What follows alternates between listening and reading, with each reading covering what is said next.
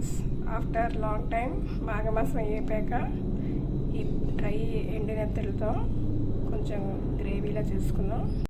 ఉల్లిపాయలు, పచ్చిమిరకాయలు, కొత్తిమీర, ఒక వంకాయ వేద్దాం. అల్లం వెల్లి పేస్ట్ కొంచెం స్పూన్ వేద్దాం. ఇవి నెత్తళ్ళు పెద్ద సైజు. ఇవి శుభ్రంగా 4-5 సార్లు కడుక్కుంటే బాగుంటుంది. నేను ఇది కుక్కర్లో పెట్టి చేస్తాను, ఎందుకంటే మెత్తగా అవుతాయి. ఆయిల్ వేడైంది, ఆయిల్ వేసుకుందాం. ఉల్లిపాయలు కొంచెం వేగాయి కదా, సాల్ట్ కొంచెం తక్కువ వేసుకుందాం. దాంట్లో ఉప్పు ఉంటుంది కదా డ్రై ఫిష్లో, పసుపు, ఇవి వేసుకొని బాగా ఫ్రై చేసుకుందాం. ఫస్ట్ బాగా ఫ్రై అవ్వాలి. ఇది అయ్యాక అప్పుడు వంకాయ వేసి వాటర్ పోతాం. చెప్పడం మర్చిపోయిన, కొంచెం అల్లం వెల్లుల్లి పేస్ట్ కూడా ఉల్లిపాయ వేగాక వేయాలి. ఇప్పుడు వేగాయి కదా కొంచెం, ఇప్పుడు వంకాయ ముక్కలు వేసుకుందాం. ఇప్పుడు టమాటా ముక్కలు కూడా వేసుకుందాం.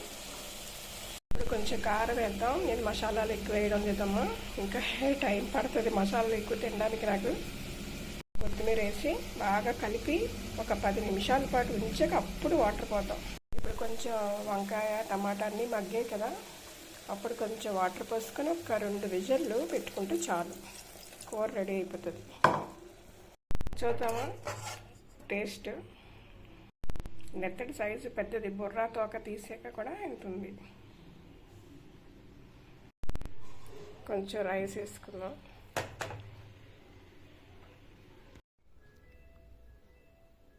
చూసారా ఈ నెత్తడి ఎలా ఇరుగుతుందో, మొక్క పచ్చి ఉంటాయి కదా అలాగే ఉన్నాయి కదా. ఇంకా మసాలా ఎక్కువ వేసి చేసుకుంటే చాలా టేస్టీగా ఉంటుంది.